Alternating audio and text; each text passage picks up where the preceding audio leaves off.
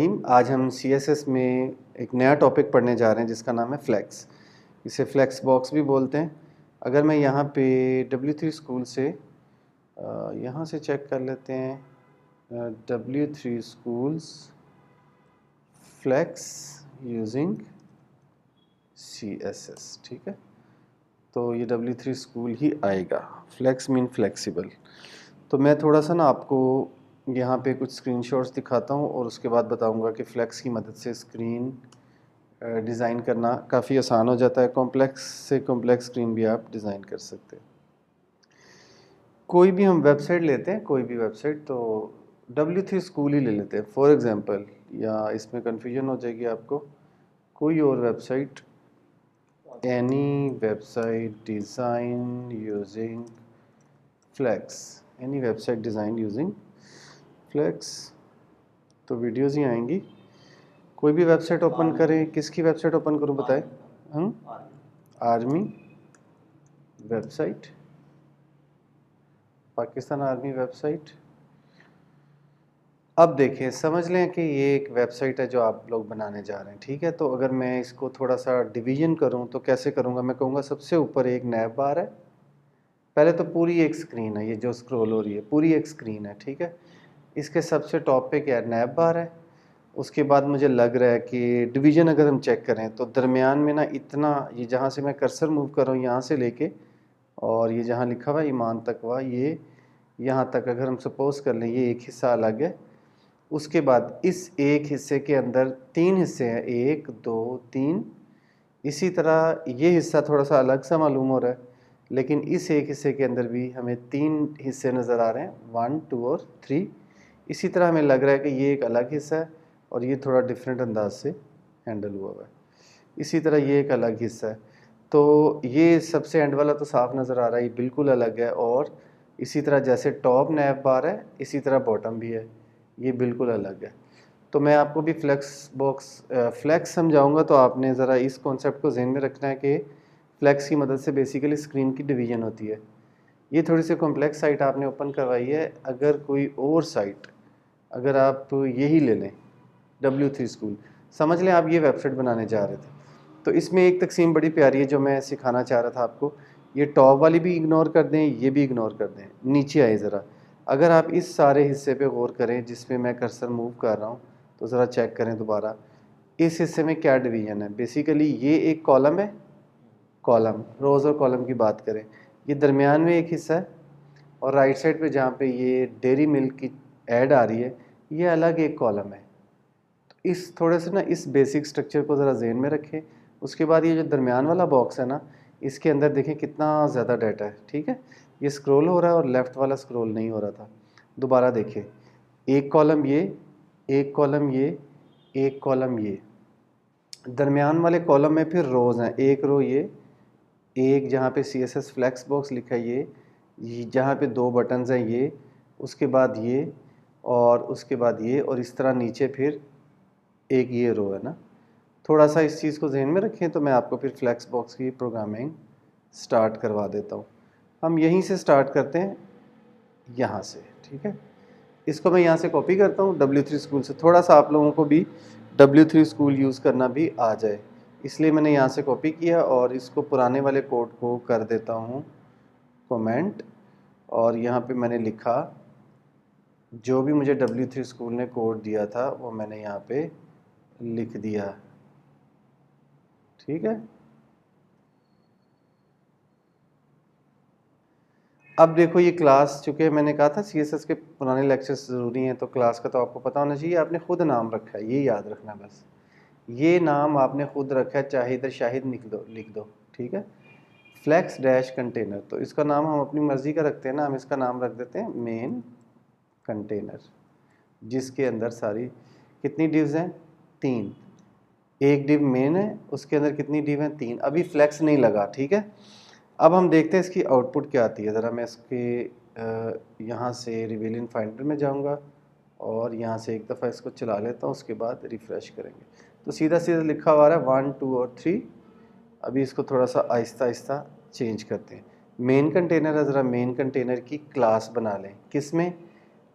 ये देखो मैंने ऊपर क्या इंपोर्ट किया हुआ है, contact us style dot C S S, contact us style dot C S S में जाओ और यहाँ पे एक क्लास बनाओ, डॉट के नाम से बनाते हैं ना, डॉट के नाम से बना लो।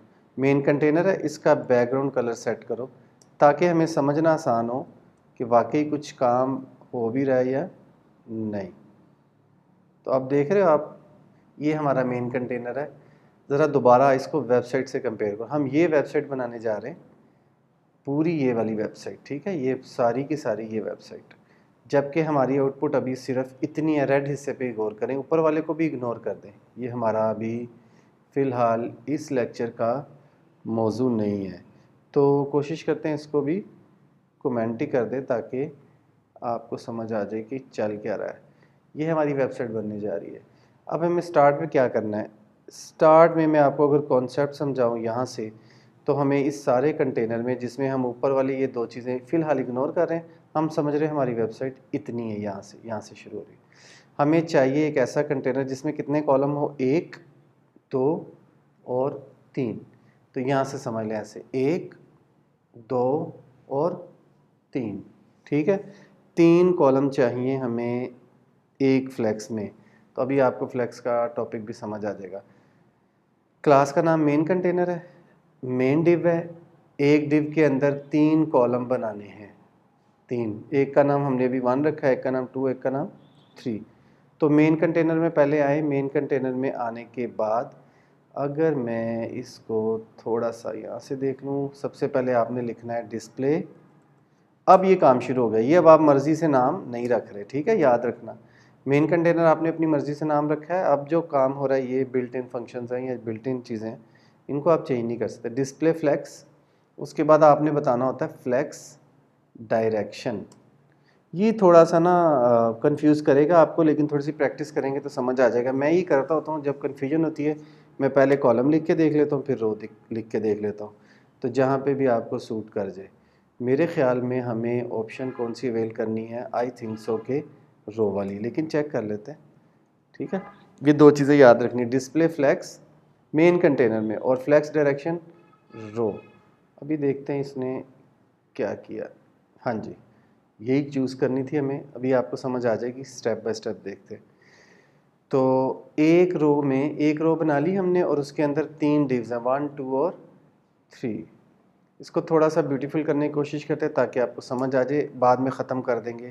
इसकी हाइट देते हैं 600 पिक्सल दे देते हैं, ठीक है।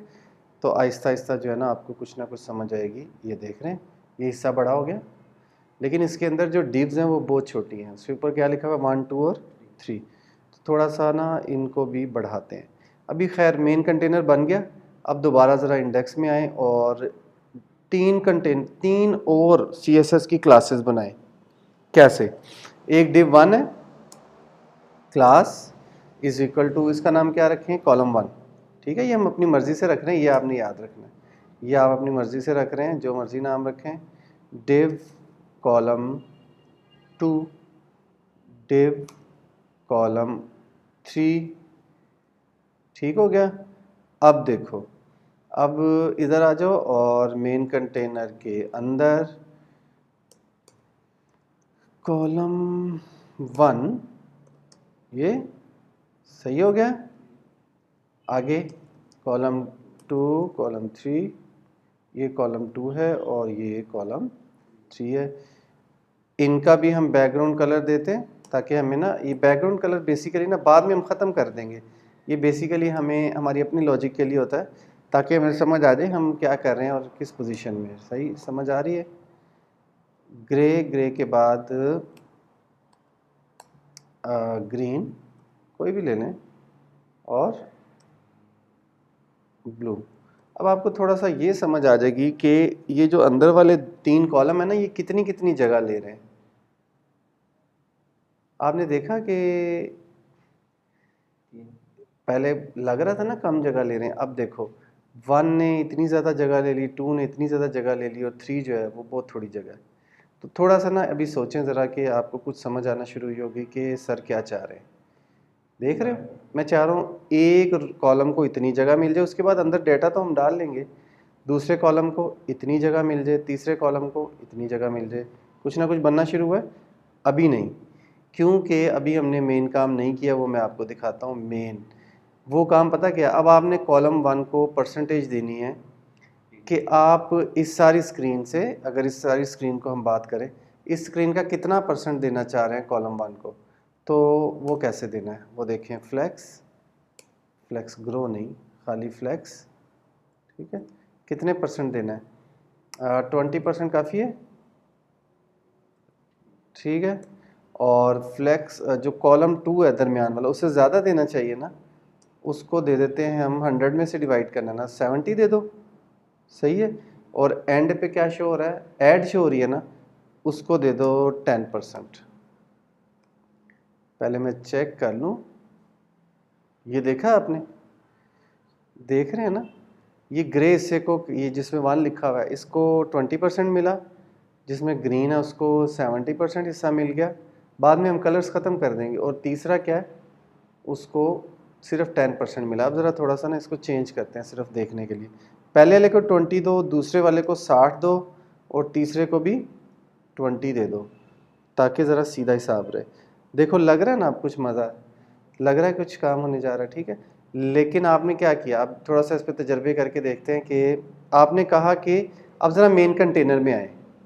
मेन कंटेनर क्या है, जिसके अंदर ये मेन कंटेनर है, जिसके अंदर 3 कॉलम है, 1, 2 और 3। अब हम मेन कंटेनर को कहते हैं, तुम्हारी डायरेक्शन जो है वो रो थी, अब कॉलम कर दो, सिर्फ समझाने के लिए ना आपको, कल को आपको कोई ऐसी सिचुएशन भी आ सकती है। तो आप देखें कैसी सिचुएशन चेंज हो जाएगी, देख रहे हैं, ठीक है। मेन वाले को चेंज करते हैं तो नीचे सारा सीन ही चेंज हो जाता है।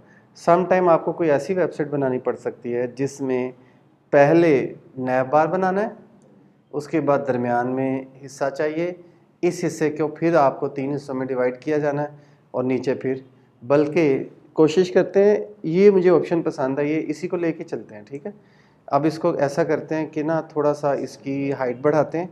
इस पर भी मैं आपको बताऊंगा कि हाइट इस तरह से नहीं रखी जाती, लेकिन अभी सिर्फ समझाने के लिए, ठीक है। 1000 पिक्सल हाइट होगी, उसमें हमने फ्लेक्स की डायरेक्शन कर दी कॉलम। कॉलम का मतलब है एक कॉलम बन गया ये पूरा, और इसके अंदर कितनी रोज़ हैं, 3, 1, 2 और 3। और पहली को कितने % मिला, 20, दूसरे को 80, और तीसरे को भी 20। अब एक काम करते हैं, अब यहाँ तक मेरे ख्याल आपको समझ आ गई होगी। अब एक काम करते हैं कि इनकी मज़ीद कम करते हैं। टॉप मुझे 20 जो है वो ज़्यादा लग रहा है, इसको 10 कर दो, और बॉटम भी मुझे 20 ज़्यादा लग रहा है, इसको 10 कर दो, और इसको 80 कर दो। अब ज़रा देखो, और ये भी मुझे 1000 ज़्यादा लग रहा है, इसको फ़िलहाल 700 करो, बाद में हम इसको इंक्रीज़ कर लेंगे ताकि एक स्क्रीन पे पूरा रहे। अब देखो काफ़ी मुनासिब लगने लग गया। टॉप पे आपने बटन्स लगाने हैं, नैब बार हो गया, और बॉटम पे फुटर बन जाएगा, ठीक है। अब दरमियान वाले हिस्से में आ जाओ।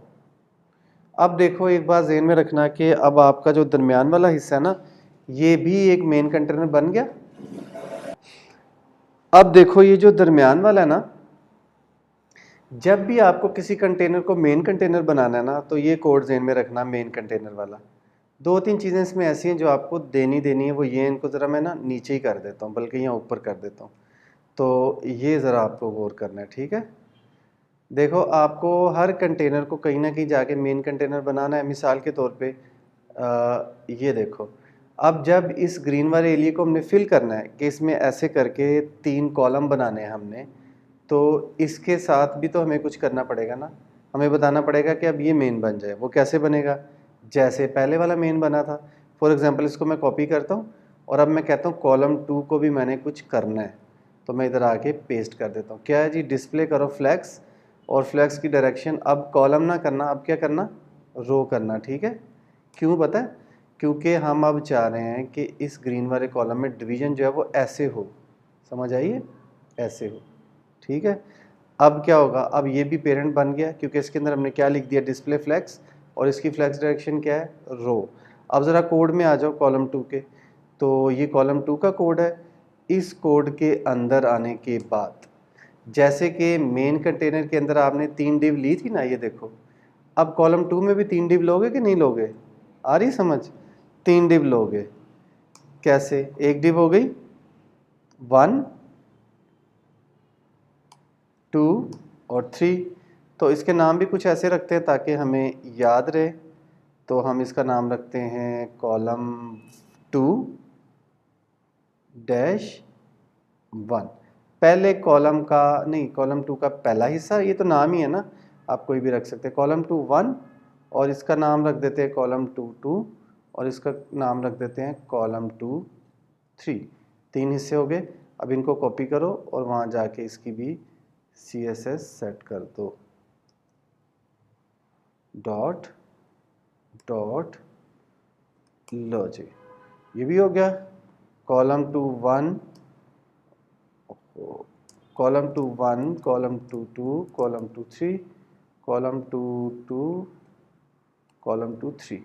और इनके भी बैकग्राउंड कलर अब ऐसा करते हैं, ग्रीन तो नहीं लेंगे हम, इनका बैकग्राउंड कलर लेते हैं परसेंटेज, इनको बाद में देंगे। पहले इसका बैकग्राउंड कलर ब्लू और इसका बैकग्राउंड कलर रेड कर देते हैं और ग्रे कर देते हैं और ग्रे।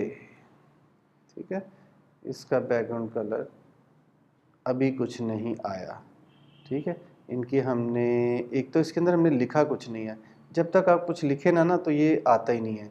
जैसे पहले लिखा था ना, फिर 1 लिख दो, नहीं इसमें 1 लिख दो, कुछ ना कुछ लिखना पड़ता है। ठीक है, 1 लिखो, इसमें क्या लिखेंगे 2 और इसमें 3।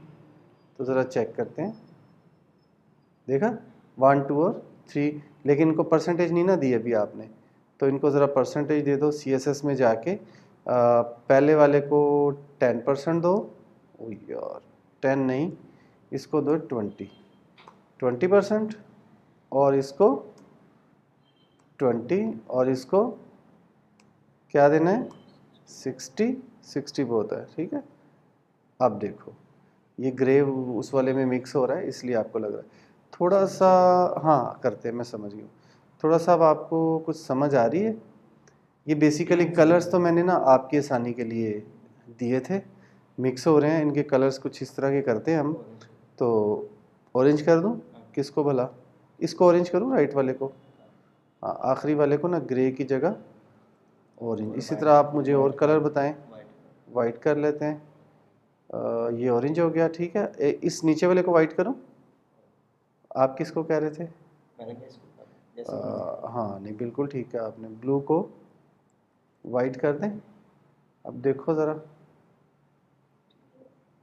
ठीक हो गया। अभी इसके साथ ये जो ग्रीन ग्रीन सा हिस्सा नज़र आ रहा है ये क्या है? अच्छा इसका ही बैकग्राउंड है। ठीक है, अच्छा एक काम और करते हैं, थोड़ा सा इसको ब्यूटीफुल बनाने के लिए हम एक काम करते हैं, पैडिंग लगाते हैं। हमारा जो मेन कंटेनर है उसमें भी पैडिंग लगाते हैं।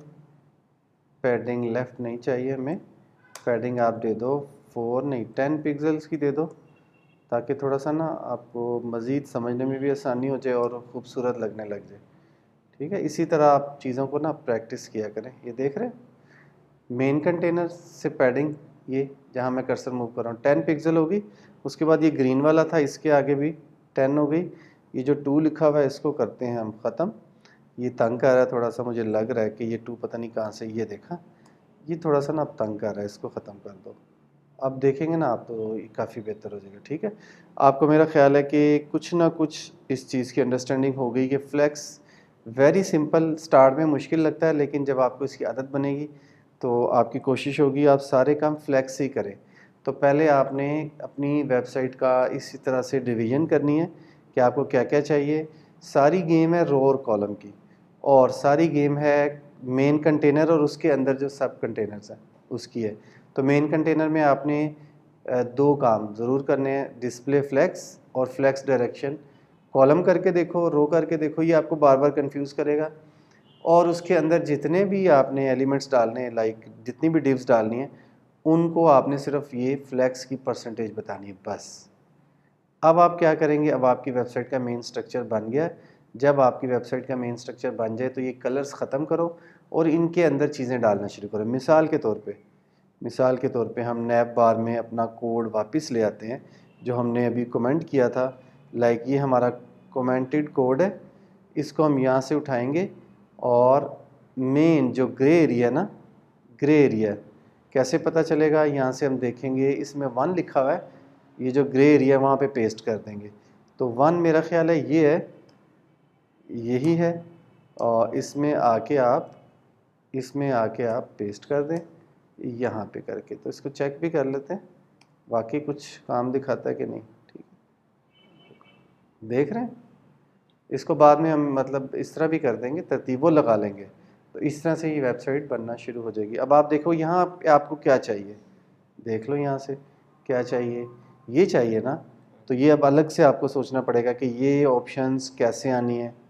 ठीक है, मिसाल के तौर पे हम इसी को ले लेते हैं ना, हम कहते हैं ये यही है, सेम है, अनऑर्डर्ड लिस्ट ही है ये भी। ठीक है, अनऑर्डर्ड लिस्ट को उठाओ यहाँ से और कॉलम 2 नहीं, हाँ कॉलम 2 के कॉलम 1 में पेस्ट कर दो। तो देखो ज़रा वेबसाइट बनना शुरू हुई है कि नहीं, देख रहे हो। अच्छा, दरमियान वाले हिस्से में क्या चाहिए, बहुत कुछ चाहिए, बहुत सी रोज़ चाहिए। ठीक है, तो अब ये जो रेड वाला हिस्सा है इसको आपने मेन कंटेनर बनाना है। आपकी नई असाइनमेंट ये देखो, मैंने पहले मेन कंटेनर बनाया, उसके अंदर ये और ये, फिर ग्रीन वाले हिस्से को मेन कंटेनर बनाया, उसके अंदर ये और ये। अब आपने रेड वाले हिस्से को मेन कंटेनर बनाना है। ये आपकी असाइनमेंट है, कोड मैं इस गिटहब पे पुश कर देता हूँ। ये आपका टास्क है कि रेड वाले एरिए को आप इस तरह मुख्तलिफ रोज़ में डिवाइड करेंगे। एक रो ये है, एक ये है, एक ये, 1 2 3 4 5 और 6, फ़िलहाल 6 ही हैं आपके लिए। 6वीं में ये सारा टेक्स्ट इसी तरह लिख देना। ठीक है, बिल्कुल इसी तरह की चीज़ बनानी है। ये जो कोड चल रहा है ना, ये आप मेरे से ले लें, या आप ज़ीरो से टाइप चाहे ना करें और यहीं से आगे चल पड़े।